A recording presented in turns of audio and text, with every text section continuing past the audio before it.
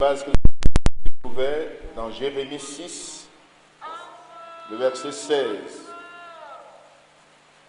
à 17. Déviation sur la personne, sa gloire, sa puissance, et sur l'évangile que nous prêchons. Déviation sur la foi,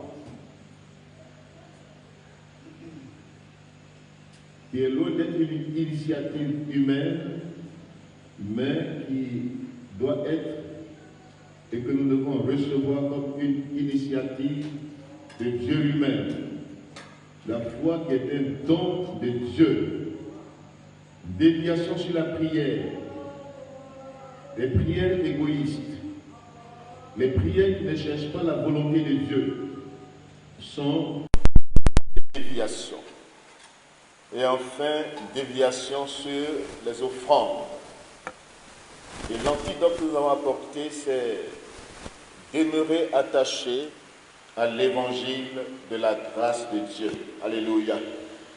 Demeurons dans l'évangile de la grâce de Dieu.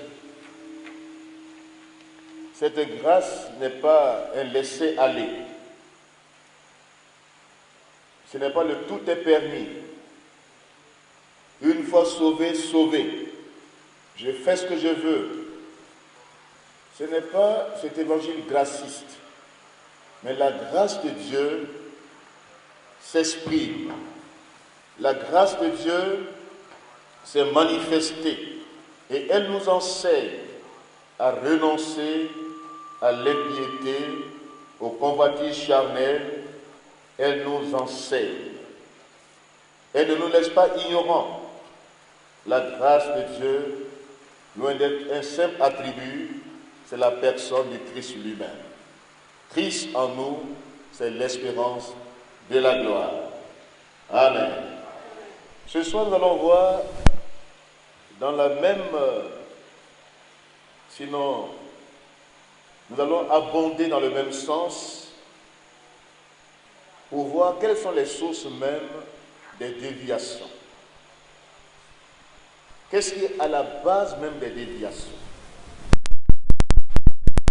Quelles sont les sources profondes des déviations actuelles dans le corps de Christ, dans l'Église? Nous lisons pour ce faire dans Apocalypse. Apocalypse chapitre 2.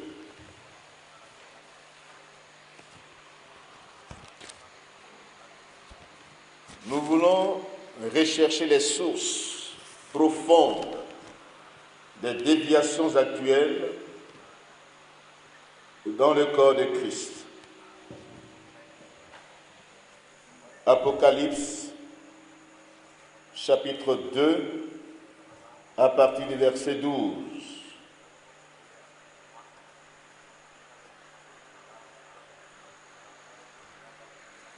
Apocalypse chapitre 2, à partir du verset 12.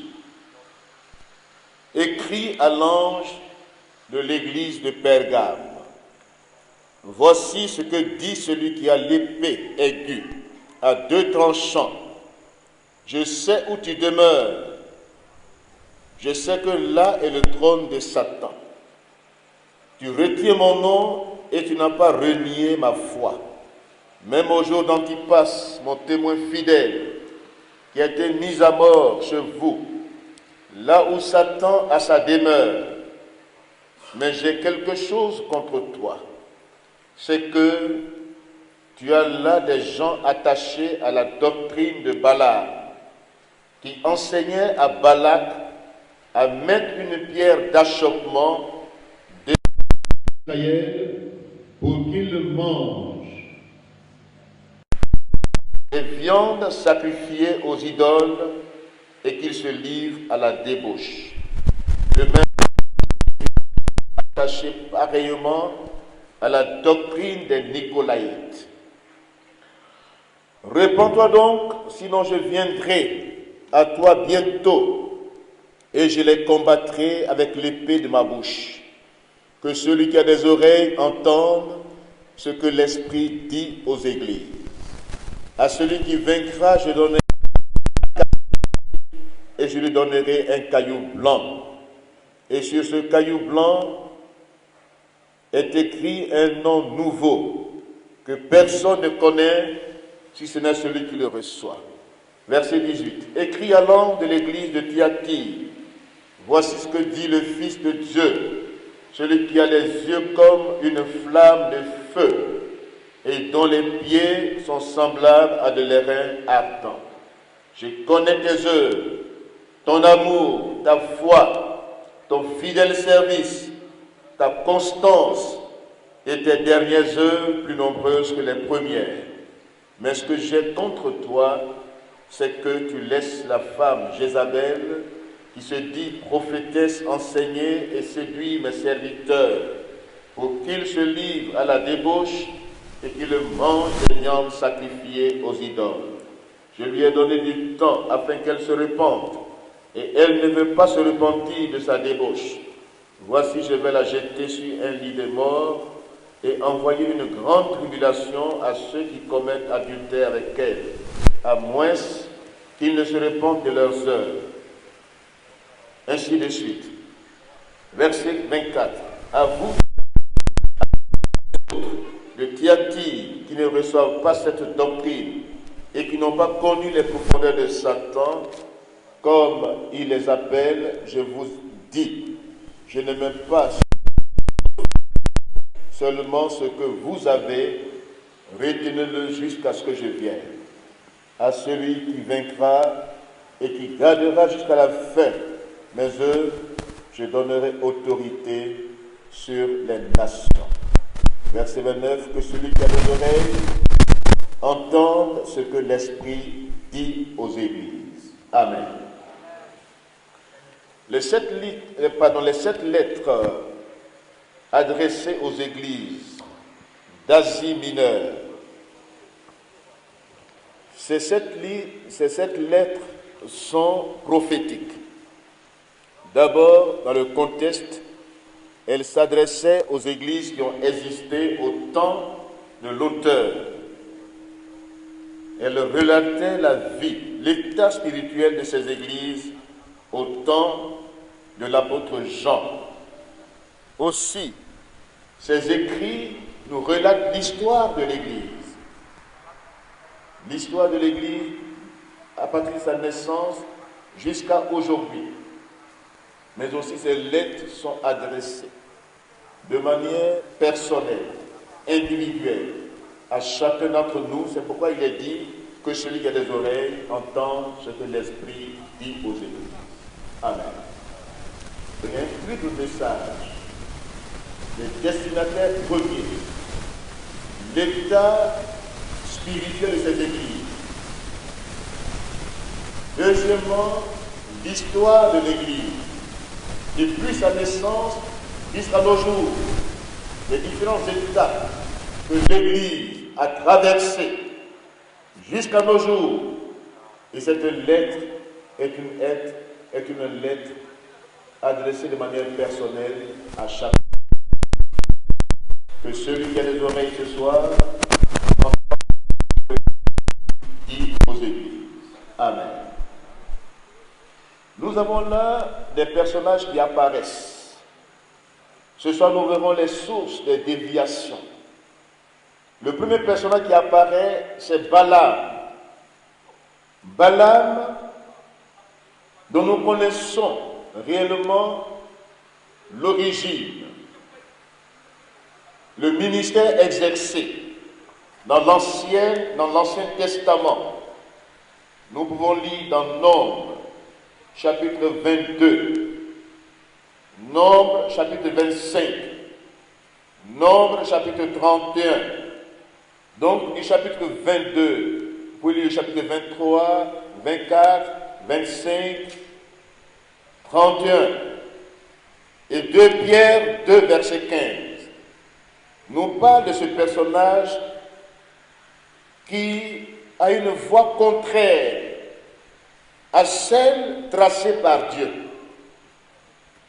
Sa démarche est contraire.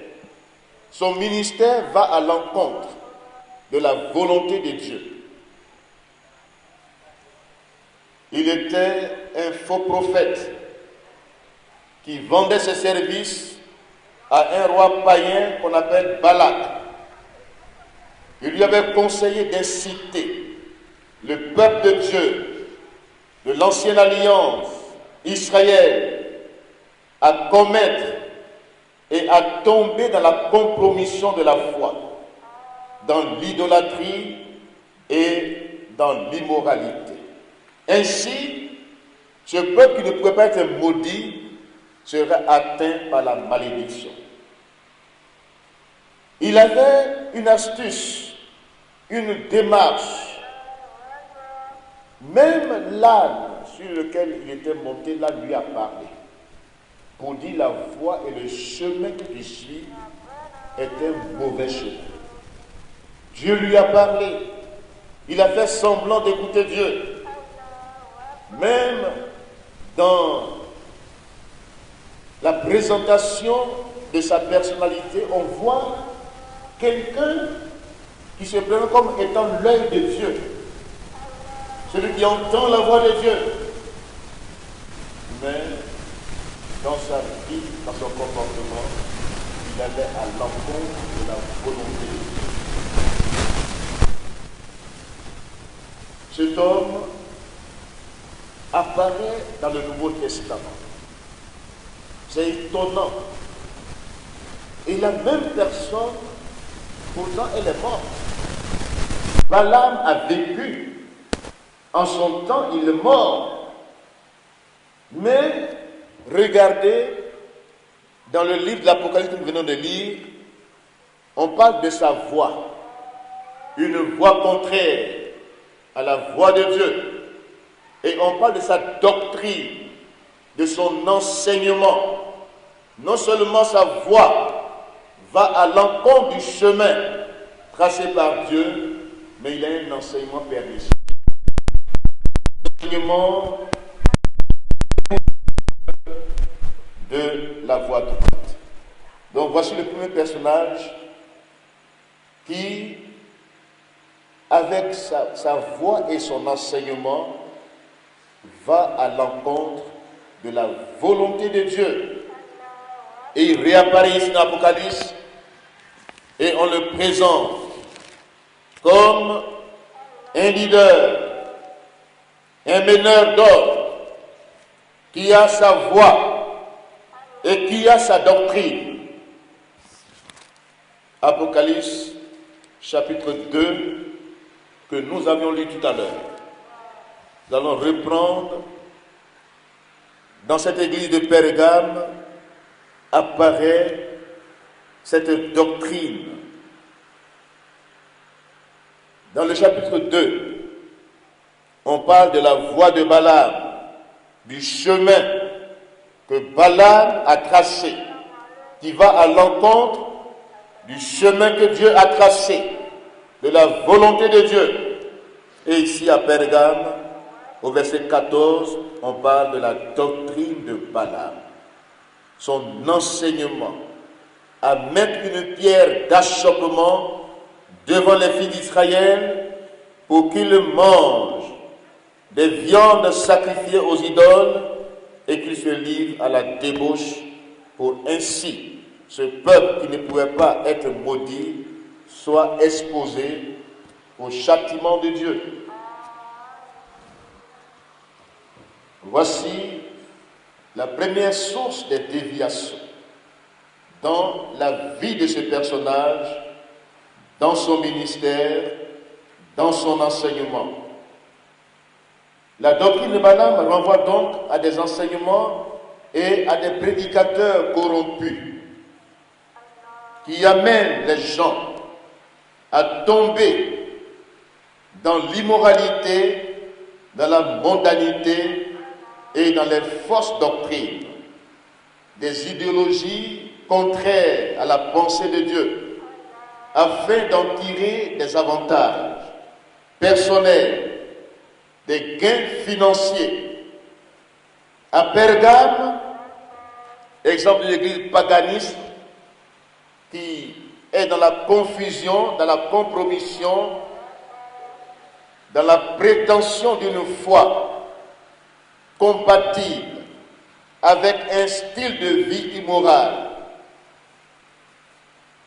une fausse grâce, un laisser-aller, sauvé une fois, sauvé pour tout le temps, et le tout est permis, le libertinage. Et ce que la Bible dit, il dit, là se trouve le trône de Satan. Dans cette église de Pergame, un haut lieu du culte satanique.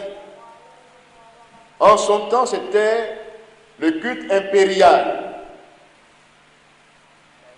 Apocalypse chapitre 2, verset 13. Je sais où tu demeures, je sais que là est le trône de Satan. Le diable met dans le cœur de ses adorateurs la soif du pouvoir, du règne, des honneurs, des approbations humaines. Voici le propre de Satan. Lui-même, il a voulu être comme Dieu. Il a voulu supplanter Dieu. Et il met dans le cœur des hommes une gloire humaine, des honneurs humains, le règne de l'homme, des approbations humaines. Donc, Balaam, c'est une doctrine, c'est un enseignement. Ce message qui ressort de sa vie et de son ministère, d'abord sa voix, elle est contraire à la voix de Dieu, et sa doctrine est contraire à la sainte doctrine. Amen. La doctrine de Balaam est contraire à la sainte doctrine. Son enseignement est pernicieux. Il révèle une tendance naturelle, des désirs malsains qui peuvent habiter un cœur, qui prétend avoir la foi en Dieu, mais qui est apostat, qui refuse la sainte doctrine. Et là, le diable veille dans ce cœur et dans cette communauté. Regardez le verset 16. Jésus dit, je les combattrai avec l'épée de ma bouche. S'ils refusent de se repentir, je les mets avec l'épée de ma bouche. Jésus s'oppose à quiconque prône au sein de son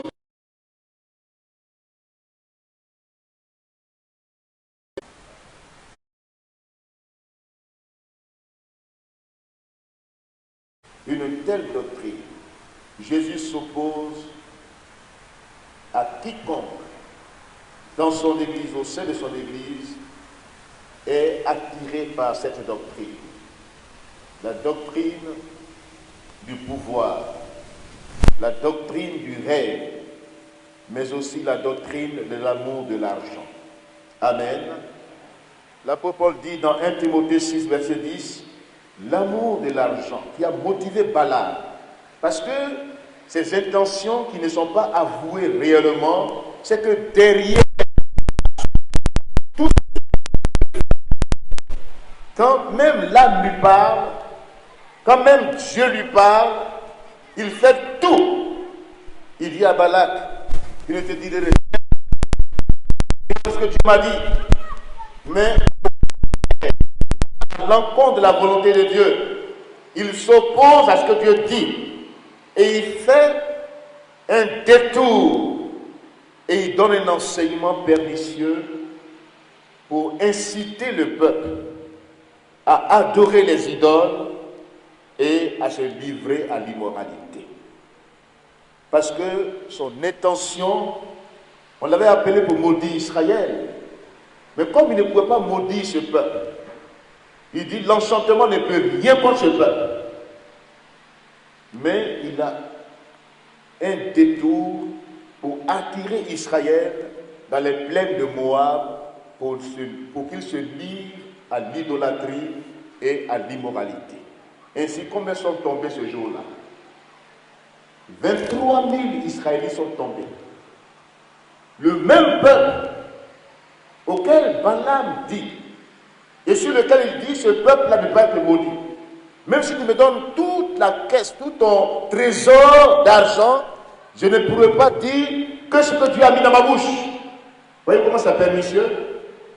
Oh, c'est quelqu'un qui aime l'argent. Il fait semblant de dire les paroles de Dieu. Il fait semblant de dire qu'il n'est pas d'accord avec Balak. Mais au fond, il voulait tout faire pour que Balak réussisse son coup d'avoir Israël et de lui donner son trésor.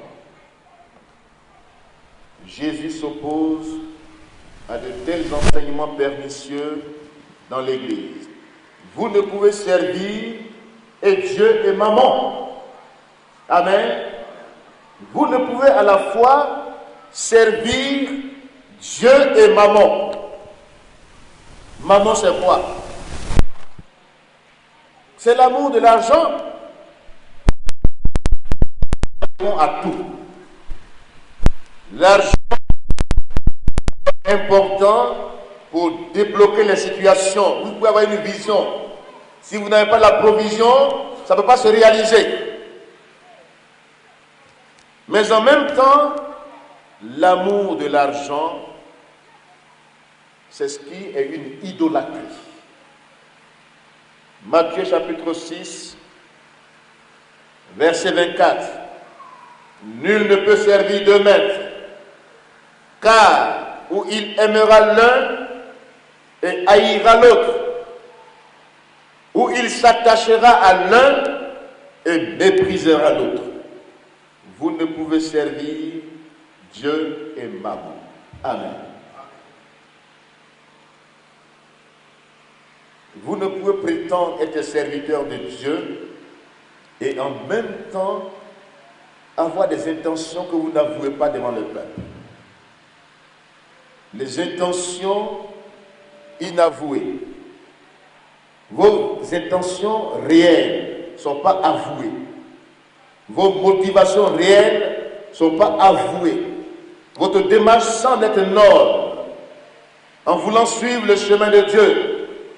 Mais en même temps, par votre ruse, par votre moyen de séduction, vous prenez des voies détournées pour faire dévier ce peuple. Voici l'enseignement de Balaam. Il faisait semblant de croire en Dieu. Oh, c'est un devin. C'est un charlatan. Il n'a pas donné réellement son cœur à Dieu. Il voyait clair. C'est un devin. C'est un voyant. Et il était utilisé par le diable. Parce que là, il est sur le trône où Satan règne. Et il fait semblant d'annoncer la parole de Dieu. Je ne dirai rien d'autre que ce que Dieu aurait mis dans ma bouche. Ce semblant de ministère. Or, au fond, l'amour de l'argent avait gagné son cœur. Amen. Donc, voici la première source de déviation parmi le peuple de Dieu. Ces enseignements pernicieux. Ces enseignements qui vont à l'encontre de la sainte doctrine. Les enseignants, les prédicateurs corrompus qui amènent les gens à tomber dans l'immoralité, dans la mondanité, dans les fausses doctrines, afin d'en tirer des avantages personnels et des gains financiers. Il parle d'une grâce bon marché. Grâce bon marché. Une fois sauvé, sauvé. Fais ce que tu veux. Tu es libre. De toute façon, Dieu est bon. Dieu est amour. Jésus a dit, je combattrai de tels prédicateurs. Amen. Je combattrai de telles doctrines dans mon Église. Jésus promet faire la guerre aux pseudo-prédicateurs et aussi aux croyants qui mènent une vie dissolue, à moins qu'ils ne se répandent. Donc, je parlerai ce soir des sources profondes des déviations. Je parle de ce trio. Le premier, c'est Balaam. C'est un trio infernal de vrais faussaires. C'était le thème même que j'ai oublié de vous dire. Il est tellement direct. Donc suivez-moi. Amen. Le trio infernal de vrais faussaires impénitents et leurs adeptes. Premier personnage dans ce trio, c'est Balaam, sa voix et son enseignement. Amen. Deuxième personnage, Jézabel. Jézabel. Dans l'église de Thyatire, Jézabel. Dans les églises de Thyatire, l'un des principaux péchés était la tendance parmi les conducteurs à tolérer le mal, l'injustice et les enseignements anti- ou extra-bibliques. Jézabel était une pécheresse impénitente, une païenne qui s'est infiltrée dans le peuple de Dieu. Akab, le roi d'Israël, à qui Dieu a dit de ne pas contracter de mariage avec des femmes étrangères, et aller prendre sa Jézabel, fille d'Ekbal, une Sidonienne, une étrangère que Akab a introduit parmi le peuple de Dieu. Or, Jézabel avait un pouvoir de séduction, de manipulation, d'instrumentalisation et d'intimidation. C'était en fait une sorcière qui est introduite parmi le peuple de Dieu. Dans 1 Roi 18, 1 Roi 19, même 1 Roi 16 déjà, on a l'histoire de cette femme. Son mari était devenu dans ses mains comme un jouet. Elle dominait son mari. C'est elle qui lui inculquait tout ce qu'il doit faire. Elle est meurtrière. Elle a assassiné cet homme innocent à cause de sa vie. Il a été assassiné par cette femme. Une pécheresse impénitente. Et c'est elle qui apparaît dans le livre de l'Apocalypse. C'est pas étonnant cela. Jézabel est morte mangée par les chiens. Son cadavre a été mangé par les chiens. Elle n'a pas eu de sépulture à cause de sa méchanceté. Elle était un instrument entre les mains de Satan. Et le même mot qui est utilisé pour l'église de Pergame est aussi utilisé pour l'église de Thyatire. Il va plus loin en disant, à Pergame, Satan avait son trône. Et à Thyatire, nous voyons les profondeurs de Satan. Amen. Les profondeurs de Satan. Verset 24 de Apocalypse chapitre 2. À Thyatire, avec cette prophétesse Jézabel, l'église de Thyatire est allée plus loin dans les profondeurs de Satan. Non seulement le trône de Satan était établi à Pergame avec la doctrine de Balaam, mais à Thyatire, Jézabel est allée dans les profondeurs avec l'église par sa débauche, par son idolâtrie dans les profondeurs de Satan. Amen. Manipulatrice, envoûteuse, qui a un esprit de domination, sa voix est contraire à la voix de Dieu, qui demande même aux femmes d'être soumises à leur mari. Mais ici nous voyons une femme qui est animée d'un esprit terrible de domination,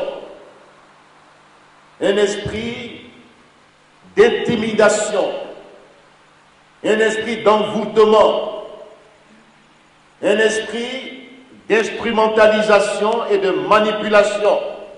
C'est Jézabel. Et l'un des principaux péchés dans cette église, c'est qu'on laisse cette femme enseigner. Jésus dit, ce que j'ai contre toi, c'est que tu laisses, verset 20, la femme Jézabel séduit mes serviteurs pour qu'ils se livrent à la débauche et qu'ils mangent des viandes sacrifiées aux idoles. Verset 20, Apocalypse chapitre 2. Je lui ai donné du temps afin qu'elle se repente. Et elle ne veut pas se repentir de sa débauche. Voici, je vais la jeter sur un lit et envoyer une grande tribulation à ceux qui commettent adultère avec elle, à moins qu'ils ne se repentent de leurs œuvres. Je frapperai de mort ses enfants, et toutes les églises connaîtront que je suis celui qui sonde les reins et les cœurs, et je rendrai à chacun selon ses œuvres. Amen. Là où l'église est allée dans les profondeurs de Satan, Jésus va en profondeur pour sonder les reins. Amen. Pour sonder les cœurs. Dieu connaît ton cœur. Dieu te connaît. Même les pensées que tu as, que tu nourris, secrètement, Dieu les connaît. Ta vie n'est pas cachée devant le Seigneur. Souvent, les gens ont des apparences trompeuses. Dans leur démarche, leur apparence trompe les gens. Les apparences ont une douceur trompeuse. Voici les apparences. Un loup s'habille en peau de brebis. Or, sa vraie nature, c'est un loup. Un loup cruel. Et il se présente à toi en peau de brebis. Sa douceur. Et ça, les gens aiment. Oui, lui, il parle bien. Il est tellement doux. Il est tellement aimable. Mais Dieu connaît le cœur de chacun. Amen. Dieu connaît le cœur de chacun. Dans ces interventions du Seigneur ici, Jésus est tout. Alléluia. Il promet la guerre à tous ces enseignements perdus. Il dit ici qu'il laisse cette femme enseigne, qui se dit prophétesse. Christ condamne le péché de tolérance. Amen. Trop de tolérance dans nos églises. Trop de laisser aller. On appelle ça amour. Trop de laisser aller. Jésus-Christ condamne le péché de la tolérance. Nous vivons dans un monde qui parle de tolérance. Oui, il faut tolérer celui-ci. Même les homosexuels, il faut les tolérer. C'est leur choix. Actuellement, la Suisse est devenue le 30e pays qui légalise la doctrine des homosexuels. Dans un monde enténébré, les gens disent, il faut les tolérer, il ne faut pas être tellement radical, sinon on va te traiter de fasciste, de légaliste, de conservateur. Et dans l'Église, trop de tolérance entraîne les déviations. Du le laisser aller. On sait bien que ce n'est pas ça, ce n'est pas le droit chemin, mais on n'ose rien dire. Et ceux qui parlent, on dit, oh, ils sont trop durs. C'est pas ce qu'on a à l'Église aujourd'hui. Quand tu oses condamner certaines choses, on dit non, il faut aller doucement avec les gens. Il faut parler bien avec les gens, il faut tolérer. Jésus-Christ condamne la tolérance. Amen. Amen. Combien d'églises, même quelqu'un dans le péché d'immoralité, il y a un langage envers lui. Vous allez le reprendre devant tout le monde, on dit non, c'est un irresponsable. Oh, l'apôtre Paul dit à Timothée, un leader qui pêche, reprend-le devant tous. Pour que les autres aient la crainte. Parce qu'il donne un mauvais exemple. Et s'il y prend garde, ce mauvais exemple sera suivi par plusieurs. Quelqu'un qui est dans un péché flagrant, immoral, et puis c'est lui qui paraît devant tout le monde, comme Blanche-Neige, comme un ange, qu'on encense. On n'ose pas lui dire, mon frère, ma soeur, le chemin que tu choisis est un mauvais chemin. Et les prédicateurs de la tolérance sont aujourd'hui encensés. Même quand les péchés qui se découvrent plus tard sont sus plus tôt, on n'ose rien dire. On n'ose pas traiter le mal à la racine. On laisse faire jusqu'à ce que ça empoisonne plusieurs personnes. Jésus-Christ condamne de tels agissements parmi son peuple. Amen. Jésus-Christ a condamné cette église de Thyatire. Il dit, mais tu sais que cette doctrine ne vient pas de Dieu. C'est une déviation, séduction des serviteurs de Dieu pour les amener à quitter le droit chemin. Et les prédicateurs de la tolérance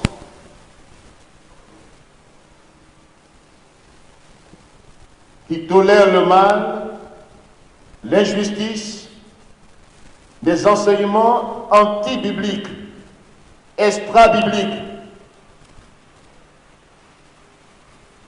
Nous devons rejeter tout orateur qui place ses propres paroles et qui affirme que Dieu accepte au sein de l'Église des gens qui commettent des actes immoraux et prennent part au plaisir malsain du monde, doivent être des gens qu'on appelle frères ou sœurs. Qu'est-ce que l'apôtre Paul dit? 2 Timothée 3, 5, il dit, sépare-toi de ces personnes-là. Amen. Et puis, ôte-les de l'Église. Alléluia. Mais aujourd'hui, quand la discipline d'église veut s'exercer, on dit non, soyez tolérants. Pourquoi vous avez beaucoup d'adeptes? Sinon vous allez chasser les gens. Ils vont partir parce qu'il y a plusieurs églises. Ils iront ailleurs. Et les prédicateurs de la tolérance sont des prédicateurs qui ne sont pas responsables, qui n'ont pas d'autorité réelle, qui ne sont pas des conducteurs spirituels. 1 Corinthiens 14, verset 29.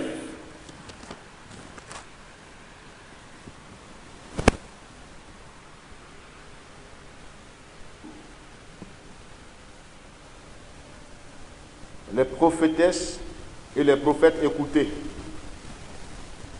Pour ce qui est des prophètes, que que 2 ou 3 parlent et que les autres jugent.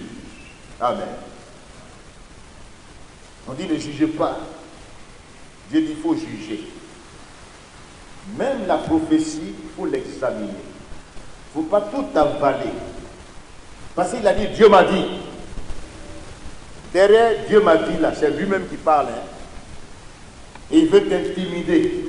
Il veut t'influencer par Dieu m'a dit. Comme le vieux prophète dans 1 Roi 13 qui a parlé aux jeunes prophètes. On parle ici de jeunesse ou de vieillesse. Ce n'est pas dans l'âge, mais c'est dans la mentalité, dans la spiritualité. Il y en a qui sont dépassés par les événements.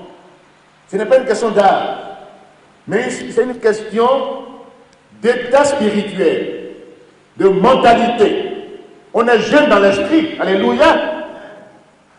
On va mettre les jeunes en âge qui sont déjà devenus vieux dans leur esprit. Donc, cet homme-là, il a dit aux jeunes prophètes, il est jeune, mais il est aussi vieux. Et le vieux est devenu jeune. Pour le détruire, il a pris la peau de jeunesse. Et lui a dit, Dieu m'a aussi dit.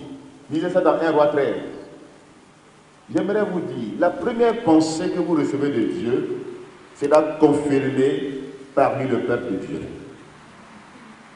Si Dieu vous a dit quelque chose, dans votre vie personnelle privée, dans votre culte personnel, et que vous n'avez pas compris ce que Dieu a voulu dire, il va le confirmer dans l'assemblée.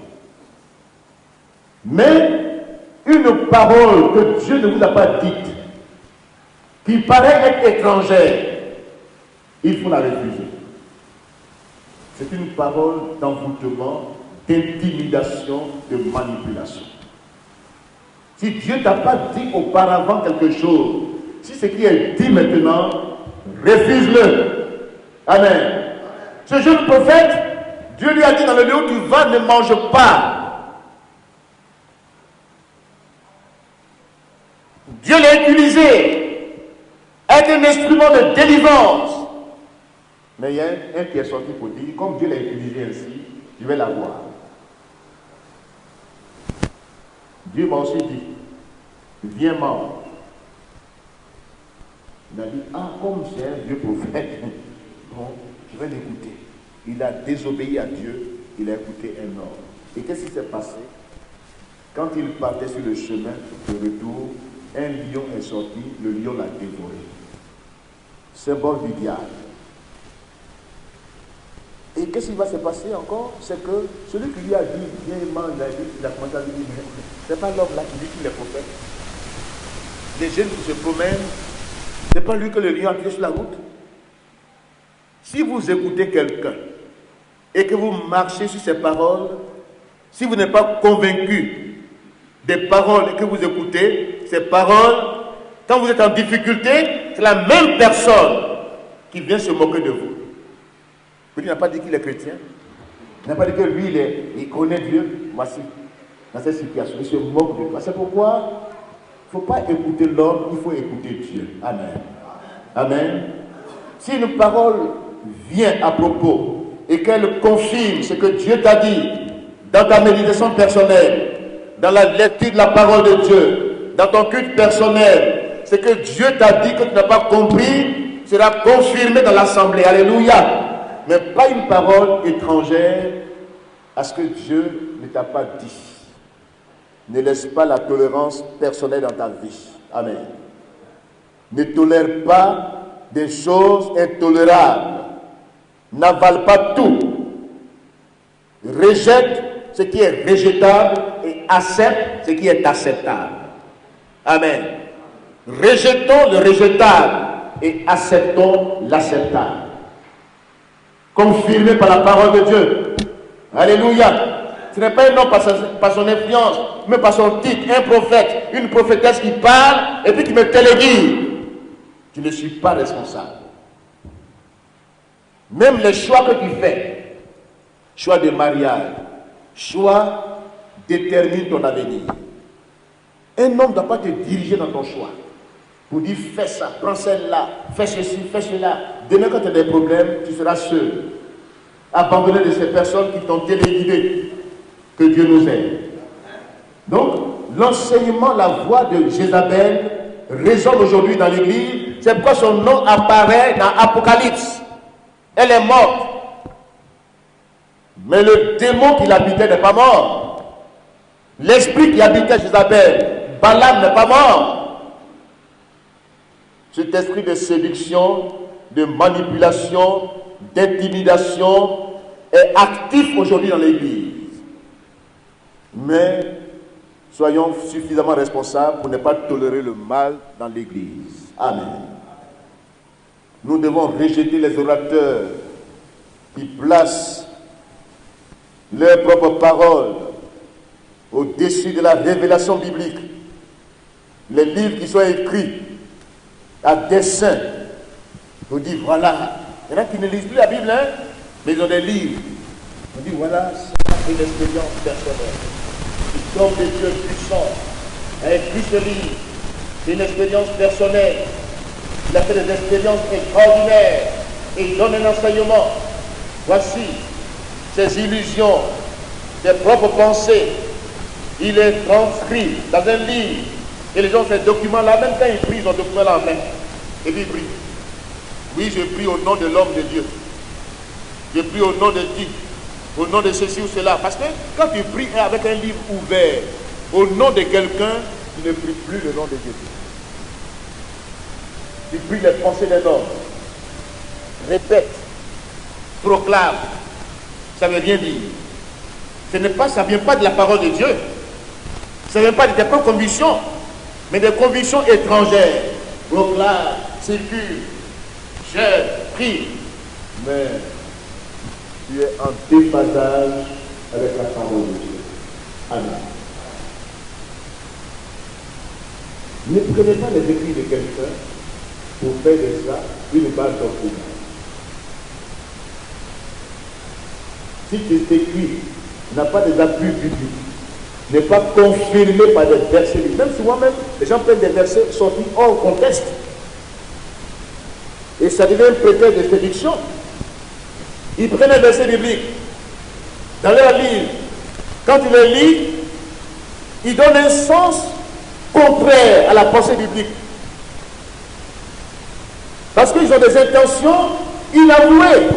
Ils veulent à tout prix que les intentions passent. Donc, comme on dit, bon, si ce n'est pas en conformité avec les écrits, il faut le rejeter, mais ils ont l'astuce aujourd'hui de prendre des versets bibliques. Ils se disent enseignants, docteurs. Mais quand tu les lis, en les lisant, tu sais que le passage qu'ils ont pris pour argumenter, pour défendre leur pensée ou bien leur thèse, est en contradiction avec la pensée biblique.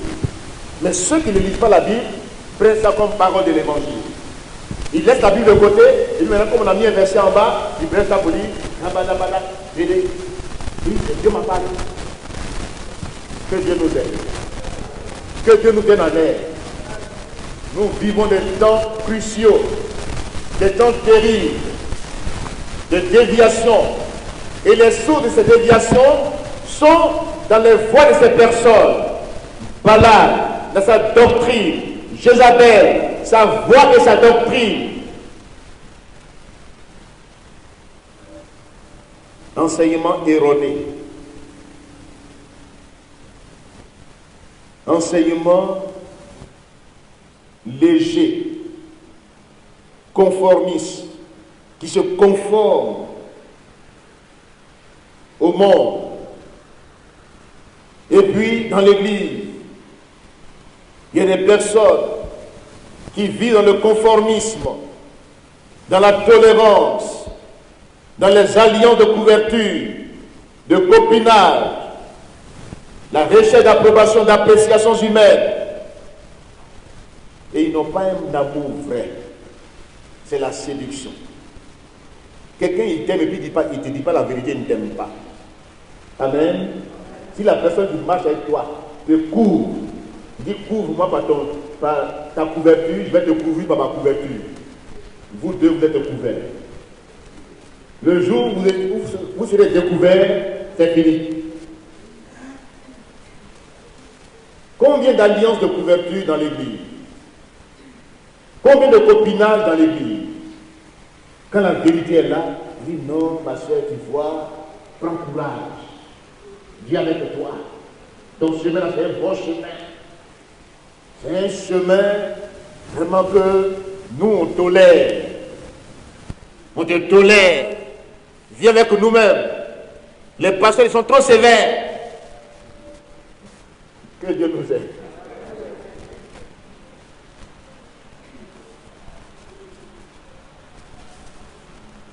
Et c'est ça aujourd'hui qui fait que cette doctrine-là prospère.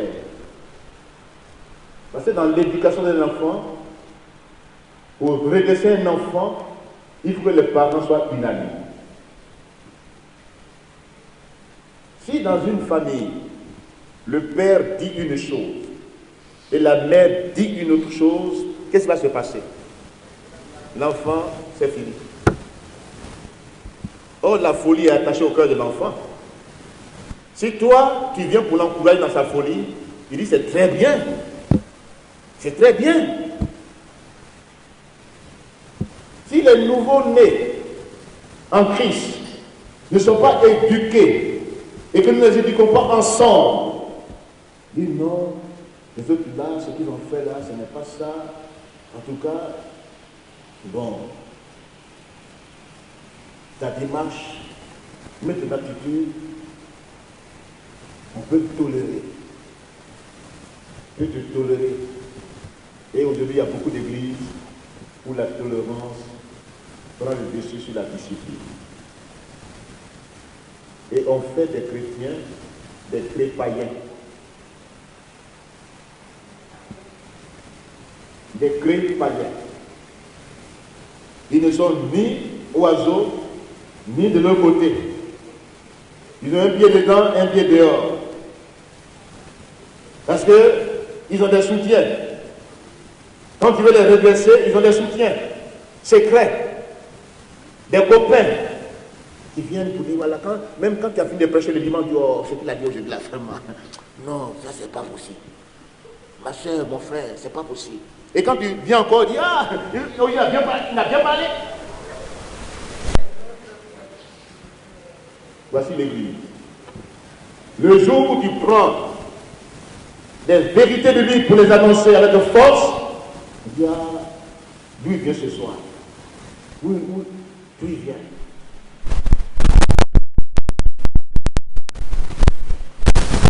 L'autre dimanche, quand tu viens, tu dis, ah, c'est ça, on voulait attendre.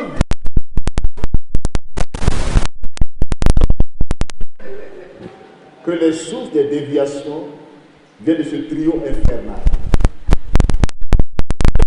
Impénitents, qui ont leurs adeptes. Ils sont parmi nous les adeptes.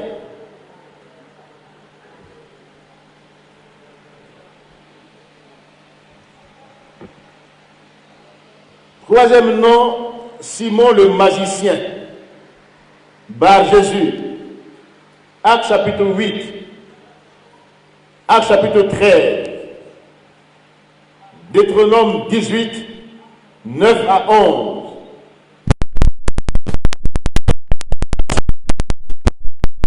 Ils ont l'art de l'action. Ils ont le pouvoir sur la matière, le pouvoir d'exercer un contrôle sur la nature et sur les gens, au moyen démoniaque.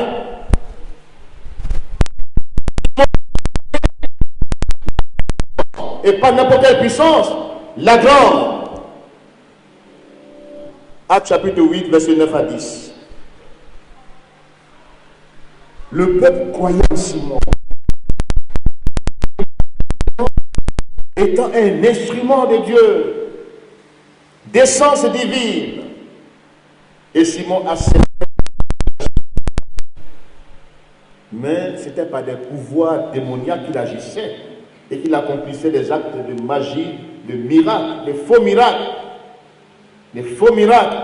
Mais lorsque Philippe est descendu à Samarie, alléluia, la vraie puissance de Dieu est descendue. Alléluia. En Samarie, Philippe a prêché la bonne nouvelle du royaume de Dieu et du nom de Jésus-Christ. Et Simon est tombé dans la confusion. Et qu'est-ce qu'il a fait? Il a voulu acheter le don. Il n'est pas né de nouveau. Il a été baptisé même, mais n'est pas né de nouveau. Les preuves sont là. Il a cru. Il a été baptisé. Mais sa croyance, les démons croient et ils tremblent. Ce n'est pas la foi. Amen. Une simple croyance n'est pas la foi. La foi est l'obéissance à Dieu. Mais la croyance est résistance à Dieu.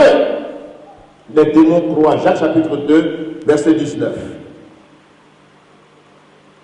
Et puis je vais vous dire, une foi fondée uniquement sur les miracles n'est pas une foi digne de confiance. Amen. Une foi qui regarde seulement au miracle, qui est fondée sur les miracles, n'est pas une foi digne de confiance. Dans l'exemple, quand Jésus fait les miracles, les gens le suivent, ils croient en lui. Mais est-ce pour autant qu'ils sont convertis? Les mêmes qui ont dit Hosanna, béni soit celui qui vient au nom du Seigneur, vont dire crucifie-le. Pourtant Jésus a fait des miracles. Mais quand leurs intérêts sont en danger, ils se lèvent pour dire crucifie-le. Luc n'a jamais dit dans son écrit que Simon a reçu le baptême du Saint-Esprit.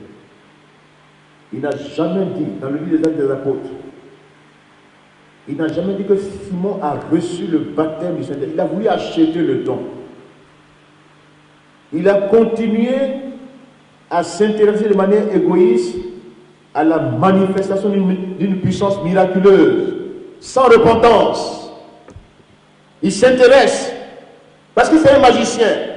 Il n'est pas converti, il n'est pas né de nouveau, il n'est pas rempli du Saint-Esprit, mais il s'intéresse à la manifestation d'une puissance miraculeuse. Verset 18 à 19, et Pierre lui a dit, ton cœur n'est pas droit. Penses-tu acheter le don de Dieu par l'argent? Tu es un fiel amer. À moins que tu te repentes. Est-ce que Simon s'est repenti? Il dit, priez pour moi. Il ne s'est pas repenti. Le mot périr, perdition, utilisé par Pierre, a la même signification que ce que l'apôtre Jean a prononcé pour dire Dieu a tellement aimé le monde qu'il a donné son Fils unique afin que quiconque croit en lui ne périsse point, mais qu'il ait la vie éternelle. C'est le même mot périr là qui est utilisé ici pour Simon. Perdition. Il est perdu.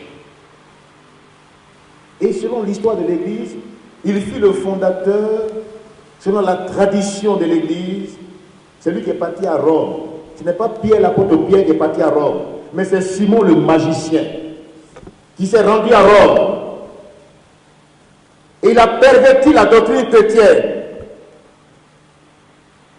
Il s'est engagé dans un concours de miracles avec Pierre. Pierre l'a vaincu, alléluia. Et c'est lui qui a détourné de la foi chrétienne plusieurs, avec ses doctrines extra et anti-bibliques. C'est un magicien. C'est lui qui est monté à Rome. Le culte est perverti par sa doctrine. Doctrine simoniste. Magicien. Et l'image est le suivant. Les deux là sont des complices. Deux magiciens. Leurs adeptes. Maintenant, nous allons terminer par leurs adeptes. C'est eux qu'on appelle les Nicolaïtes. Ils acceptent l'enseignement de Balaam, de Jézabel et des simonistes, des Élimas. C'est ça qui les plaît. C'est des inconvertis. Ils ont une puissance de source démoniaque. Ils parlent au nom de Dieu. Ils pensent croire en Dieu. Mais ils ne sont pas convertis. Ils n'ont pas donné leur vie au Seigneur Jésus-Christ. Et c'est pourquoi leurs noms réapparaissent dans le livre d'Apocalypse pour dire qu'au fait, ce Dieu de l'Ancien Testament qui s'est révélé, ces hommes, ces personnages mythiques, mystérieux, impénitents, de vrais faussaires, réapparaissent ici pour nous interpeller nous tous. Amen. Parce que la doctrine semble être pernicieuse, elle est subtile. Apparemment, on pense que c'est Dieu. Apparemment, on pense que c'est l'Esprit de Dieu qui les utilise. Mais au fond, est-ce que Simon est utilisé par l'Esprit de Dieu? Non, jamais. Simon est resté dans sa... Bien qu'il a été mouillé par l'eau, mais il n'est pas sauvé. Balaam, Jézabel, Simon le magicien, un trio infernal. De vrais faussaires impénitents. Leurs adeptes, c'est eux qu'on appelle les Nicolaïtes. Vous me suivez encore? Les Nicolaïtes aiment les simonistes. Ils aiment Balaam. Ils aiment Jézabel. Et on parle de doctrine des Nicolaïtes. Apocalypse 2, verset 15. Ce nom, d'après les pères de l'Église, est appliqué à ceux qui vivent dans la licence, dans le désordre, dans l'immoralité et qui demeurent apparemment chrétiens. Pourtant, ils vivent dans le péché, ils vivent dans l'immoralité, ils ont l'apparence, la piété, ils professent leur foi, mais ils vivent dans le désordre. Voici les Nicolaïtes. Parce que Simon ne peut pas te délivrer, Balaam ne peut pas te délivrer, Jézabel ne peut pas te délivrer. Et leur voie de déviation que tu apprécies te mène à la mort.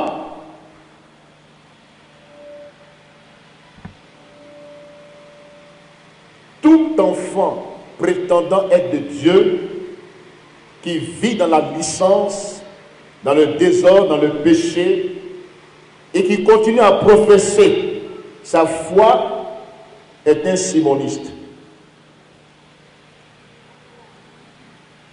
Un simple religieux, un vendeur d'illusions. Et c'est eux qui vendent les objets religieux. Comme si Dieu était dans un objet. Ceux qui sont idolâtres, qui adorent des statues, des images taillées, ils se disent chrétiens. Ceux qui vivent dans l'immoralité. Ce qui à Éphèse est appelé œuvre des Nicolaïtes, à Pergame est appelé doctrine des Nicolaïtes.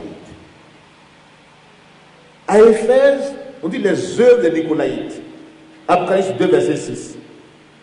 À Pergame, on dit doctrine des Nicolaïtes. Leur caractéristique, ils ne supportent pas la saine doctrine. C'est la première caractéristique des Nicolaïtes. Ils ne supportent pas la saine doctrine. 1 Timothée, chapitre 4, pardon, 2 Timothée 4, verset 1 à 8 que nous allons lire rapidement. 2 Timothée 4. Leur première, ce qui les caractérise, ce qui les distingue, c'est que quand la saine doctrine est prêchée, ils ne la supportent pas.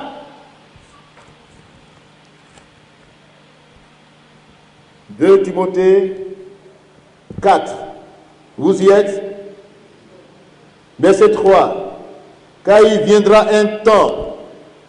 Quel est ce temps? Les derniers temps.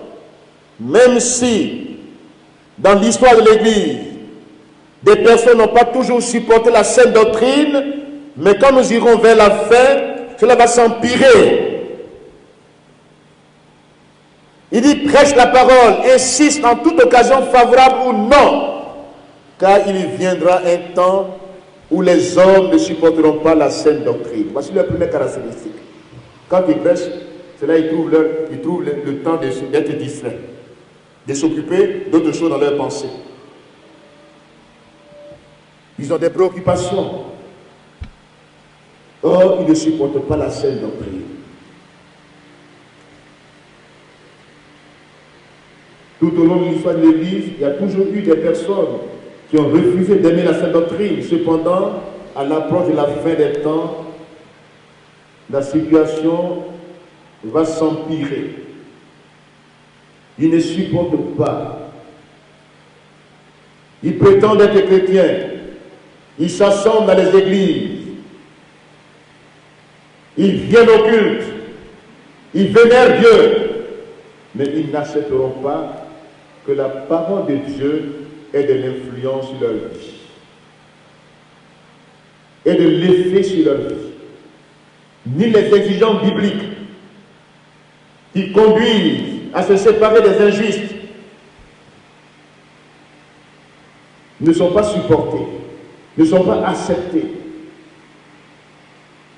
Ils diront les temps ont changé. Ce n'est pas tout votre temps. Vous, votre temps là est passé.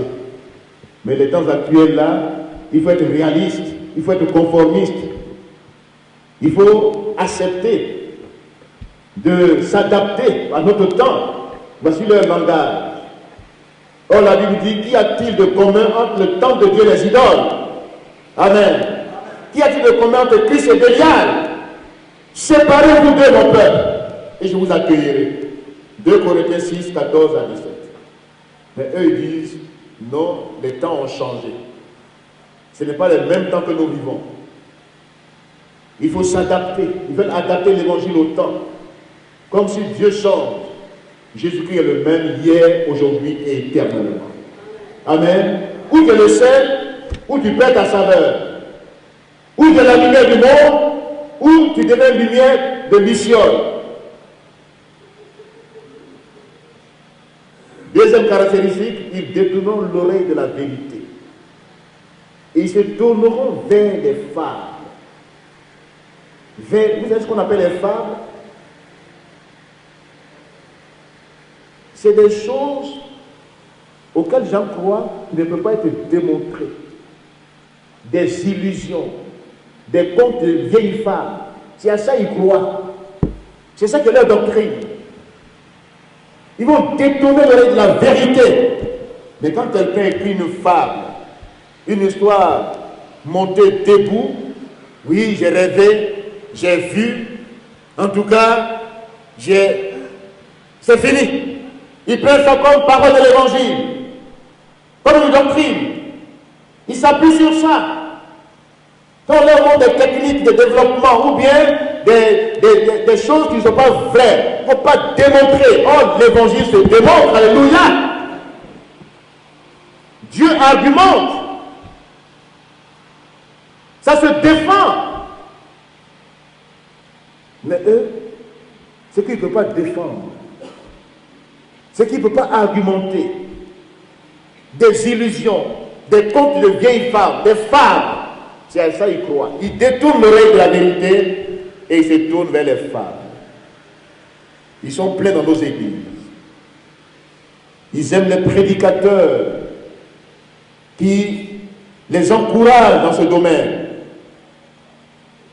qui prêchent des doctrines moralement inférieures à celles consignées dans la vérité et dans le véritable évangile. Ils n'accepteront pas la parole de Dieu lorsqu'elle parle de péché, de repentance, de nécessité d'être saint, d'être mis à part, d'être séparé du monde. Eux ils disent, l'homme est faible.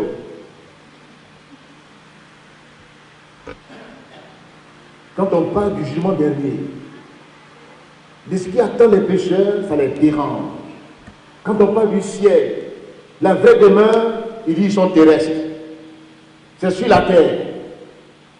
Je serai béni sur la terre. Je vais prospérer sur la terre. Mais la vraie prospérité, elle est spirituelle. Amen. Prospère ta affection aux choses d'en haut et non à celles qui sont sur la terre. Le troisième caractéristique, ils ont la démangeaison d'entendre des choses agréables. Ils se donnent une foule de docteurs selon leur propre désir. C'est les Nicolaïtes au fait. C'est ça leur force, leur vraie identité. Ils vont rechercher des pasteurs infidèles. Ils vont rechercher des personnes qui agrémentent ou bien des personnes qui amusent la galerie, des amuseurs de galerie, des amuseurs publics. Ils chercheront des personnes conformes à leur égoïsme et à leur désir charnel. Ils choisiront leurs prédicateurs avec des dons d'orateurs, des hommes capables de les divertir et de les délivrer des messages qui traitent de messages dépassés, qui vont les rassurer pour dire au fait, Dieu est amour, nous sommes dans la grâce de Dieu, nous sommes des gracistes, pour que les gens demeurent dans leur péché. Ils encouragent les gens à demeurer dans leur nature pécheresse. Oh, le Saint-Esprit nous avertit. Amen. Que celui qui a des oreilles entende ce que l'Esprit dit aux églises. Dieu nous avertit que dans les derniers temps, quelques-uns se détourneront de la vérité pour s'attacher à des femmes. L'Esprit de Dieu dit clairement que les derniers temps seront des temps cruciaux où les gens abandonneront la foi pour s'attacher à des esprits séducteurs, de Balaam, de Jézabel et de Simon.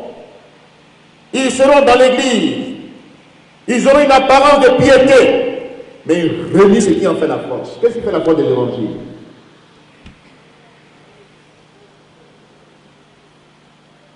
C'est la vérité de l'évangile.